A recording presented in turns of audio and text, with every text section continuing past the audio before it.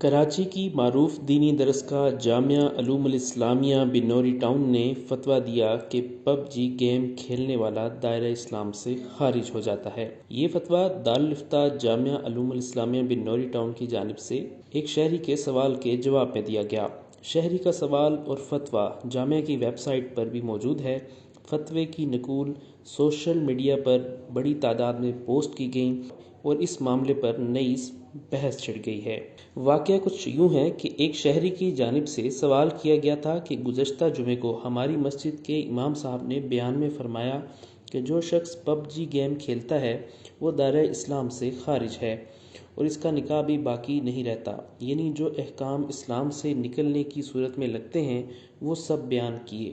برائے مہربانی اس بارے میں رہنمائی فرمائیں۔ سوال کے جواب میں دارالافتاء کی جانب سے کہا گیا کہ معلومات کے مطابق پب جی گیم میں بعض اوقات پاور حاصل کرنے کے لیے گیم کھیلنے والے کو بتوں کے سامنے پوجا کرنی پڑتی ہے، اور گیم کھیلنے والے شخص کا اپنے کھلاڑی کو پاور حاصل کرنے کے لیے بتوں کے سامنے جھکانا اور بتوں کی پوجا کروانا اس کا اپنا فعل ہے۔ فتوے میں کہا گیا ہے کہ گیم میں نظر آنے والا کھلاڑی اسی گیم کھیلنے والے کا عکاس ہے اور ترجمان ہے، اور مسلمان کا توحید کا عقیدہ ہوتے ہوئے بتوں کے سامنے جھکنا شرک ہے۔ فتوے میں کہا گیا ہے کہ گیم میں یہ عمل کرنے سے رفتہ رفتہ بتوں کے سامنے جھکنے کی قباحت بھی دل سے نکل جائے گی، لہٰذا یہ گیم کھیلنا ناجائز ہے، اور پب جی گیم میں بتوں کے سامنے جھک کر پاور حاصل کرنا شرک ہے، اور عمدن اس کو کرنے والا دائرہ اسلام سے خارج ہو جائے گا۔ ایسے شخص پر تجدید ایمان اور شادی شدہ ہونے کی صورت میں تجدید نکاح بھی ضروری ہے۔ فتوے کے آخر میں کہا گیا کہ اگر کوئی شخص پب جی گیم میں شرک کا کوئی عمل نہیں کرے تو پھر بھی شرک پر راضی رہنے اور کئی اور مفاسد پر مشتمل ہونے کی وجہ سے پب جی گیم کھیلنا جائز نہیں ہے۔ اس فتوے کو بہت سے لوگ ہدف تنقید بنا کر علماء کا مذاق اڑا رہے ہیں، جبکہ بعض لوگ اس کا دفاع کر رہے ہیں۔ اسی حوالے سے جامعہ الصفا کراچی کے مفتی محمد زبیر نے انتہائی جاندار اور متوازن گفتگو کی۔ ان کا کہنا تھا کہ عام طور پر کھیل اور گیم کے بارے میں جوا نہ ہونے جیسی شرائط کے ساتھ ساتھ بنیادی طور پر 3 شرائط کا لحاظ رکھنا ضروری ہے۔ سب سے پہلی بات تو یہ کہ وہ گیم، وہ کھیل بدن کی ورزش، جسمانی تندرستی، ذہنی صحت کو برقرار رکھنے کے لیے ہو۔ دوسری شرط یہ کہ اس میں غلو، استغراق اور انہماک نہ ہو، آدمی بہت زیادہ اس انداز کے اندر مشغول اور منہمک نہ ہو جائے کہ ضروری کاموں کا بھی حرج لازم آ جائے۔ 2 اور تیسری بنیادی شرط یہ ہے کہ اس کا فائدہ اس کے نقصانات سے زیادہ ہو۔ اگر پب جی گیم کا جائزہ لیا جائے تو آپ کو معلوم ہوگا کہ بجائے ذہنی اور جسمانی صحت کے پب جی کھیلنے والے افراد، بچے، نوجوان، بہنیں، بھائی، ان کی ذہنی جسمانی صحت پر انتہائی منفی اثرات مرتب ہو رہے ہیں۔ نمبر 2 تو جو لوگ یہ کھیلنے والے ہیں ان کی حالت نہیں بلکہ حالت زار قابل ملاحظہ ہے، خودکشی تک کے واقعات پیش آ رہے ہیں۔ اور تیسرے نمبر پر واضح طور پر اس کے نقصانات اس کے فائدے سے کہیں زیادہ ہیں، نقصان ہی نقصان۔ ان تمام پہلوؤں کو اگر سامنے رکھا جائے تو واضح طور پر فتویٰ یہ ہے، شرعی مسئلہ یہ ہے کہ پب جی گیم کھیلنا، اس میں مشغول ہونا، اس ایپ کو استعمال کرنا حرام ہے، ناجائز ہے، گناہ ہے، اس سے احتراز کرنا شرعاً ضروری، واجب اور لازم ہے۔ تاہم ایک فتویٰ آیا ہے جس کے اندر اس میں کفر کا اور باقاعدہ نکاح ختم ہو جانے کا حکم بھی لگایا گیا ہے کہ چونکہ سوال کرنے والے مستفتی اور سائل کی طرف سے اس فتوے کے اندر سوال میں باقاعدہ یہ بات درج ہے کہ بٹن دبا کر بتوں کے سامنے سجدہ کرنے یا بتوں کے سامنے جھکنے کا ایک معاملہ پیش آتا ہے، جس کی وجہ سے ظاہر ہے کہ فتوے کے اندر یہ بات لکھی گئی کہ اس کھیل کو اس طریقے سے انجام دینے والا دائرہ اسلام سے خارج ہو جاتا ہے اور اس کا نکاح ٹوٹ جاتا ہے۔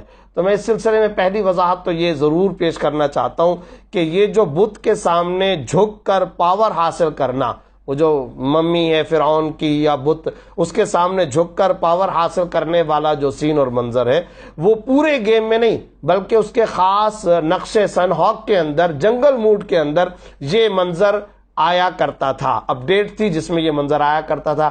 مگر پب جی کھیلنے والے نوجوانوں سے جب یہ بات معلوم کی تو ان بھائیوں نے یہ بات بتائی کہ یہ 4 مہینے پہلے مسلمانوں کے شدید رد عمل اور ریئیکشن کی بنیاد پر، بلکہ ایک طرح سے احتجاج کی بنیاد پر اس منظر کو ختم کر دیا گیا۔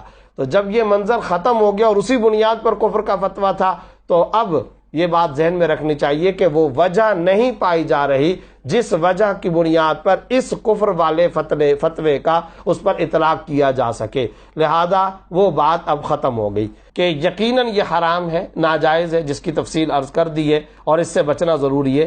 مگر اس طرح گیم کے اندر اگر کوئی بت کے سامنے جھکنے کا معاملہ کرتا ہے تو وہ ایک سمبولک اور علامتی معاملہ ضرور ہے، مگر عقیدے اور نظریے کی بنیاد پر وہ کفر پہ پلیئر اور کھلاڑی راضی نہیں ہے۔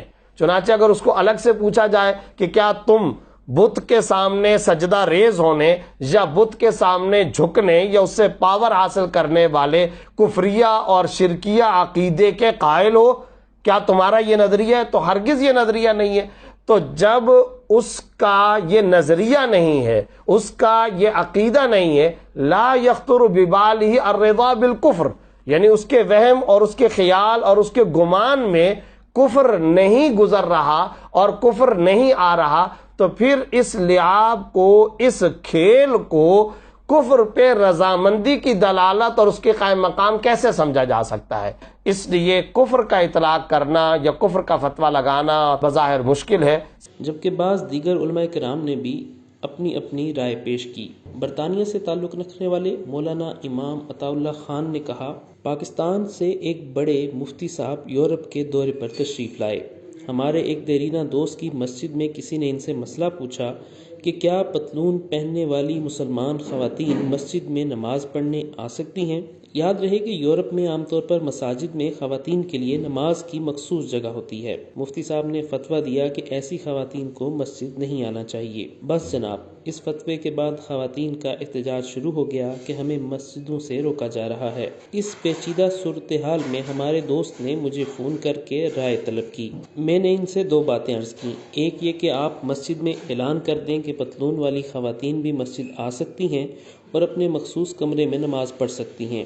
دوسری بات یہ عرض کی کہ آئندہ اپنے مسائل یہاں کے مفتیان کرام سے پوچھا کریں، اس لیے کہ یہاں کے حالات سے وہ بخوبی واقف ہوتے ہیں۔ پاکستان سے آنے والے مفتیان کرام اور علماء کرام کا اکرام کریں، ان کو خوب سیر و تفریح کروائیں، لیکن اس قسم کے مسائل ان سے نہیں پوچھیں۔ وہ تو مسئلہ بیان کر کے چلے جاتے ہیں، پیچھے امام مسجد اور مسجد منتظمین سال بھر پریشان رہتے ہیں۔ مفتی کے لیے ضروری ہے کہ وہ فتویٰ دینے سے پہلے اس علاقے کے لوگوں کے حالات سے مکمل آگاہ ہو، ورنہ فتویٰ نہ دے۔ یہ قصہ اس لیے بیان کیا ہے کہ بہت سے پاکستانی دوست مجھ سے بعض دفعہ ایسے مسائل پوچھتے ہیں جن کے جواب میں یہ مشورہ دیتا ہوں کہ وہ اپنے علاقے کے مفتی صاحب سے پوچھ لیں، جس کی وجہ یہ ہے کہ مجھے برطانیہ میں رہتے ہوئے اب طویل عرصہ ہو چکا ہے اور بعض دفعہ پاکستان کے حالات سے مجھے پورے طور پر آگاہی نہیں ہوتی، اس لیے مجھ سے بہتر جواب وہاں کے علماء دے سکتے ہیں۔ جبکہ جمعیت اہل حدیث کے رہنما علامہ ہشام الہی ظہیر کا اس حوالے سے کہنا تھا کہ مفتی سوال کا جواب دینے کا پابند ہوتا ہے۔ جب سوال یہ ہوگا کہ بت کو سجدہ کیا جاتا ہے جائز ہے یا نہیں، تو جواب اتنا ہی ہوگا کہ حرام ہے۔ پب جی متعلق جامعہ بنوریہ کے فتوے کو لے کر استہزاء کا بازار گرم ہے۔ اصل میں بسا اوقات بہت سنجیدہ حضرات بھی مولوی کی بات سنتے ہیں اچھے خاصے نامعقول ہو جاتے ہیں، تو اس معاملے میں بھی یہی ہوا۔ جو لوگ فتوے کے بارے میں کچھ معلومات رکھتے ہیں، ان کو معلوم ہے کہ مفتی کے جواب جتنا ہی سوال اہم ہوتا ہے۔ اب سوال کیا جائے گا کہ جناب کھیل میں ایک بت کو سجدہ کرنے پر کھلاڑی کو پاور ملتی ہے، تو اس سجدے کے بارے میں کیا حکم ہے؟ آپ دل پر ہاتھ رکھ کر بتائیے کہ کیا کھیل میں جو کھلاڑی بنا ہوتا ہے وہ ہم خود نہیں ہوتے؟ کیا اس کی حرکات و سکنات ہمارے ہاتھ میں نہیں ہوتی؟ کیا بہت سی عملی زندگی کی گیمز کے کھلاڑی اسی طرح کی ویڈیو گیمز کو بطور پریکٹس استعمال نہیں کرتے؟ انہی سوالوں کے جواب میں مفتی صاحب کا جواب چھپا ہے۔ یہ انتہائی خطرناک رویہ ہے کہ مولوی جو بھی بات کرے اسے نفرت کی نگاہ سے دیکھتے ہوئے ہمیشہ ہی رد کرنا۔ اس فتوے پر اگر اعتراض ہے تو یہ اعتراض کیجئے کہ نہیں جناب، اس میں کوئی ایسی بات نہیں کہ بت کو سجدہ کیا جاتا ہے، لیکن اگر بت کو سجدہ کیا جاتا ہے تو بھائی اسلام میں تو بت پرستی کا یہی فتویٰ ہے، بھلے آپ کو اچھا لگے یا برا۔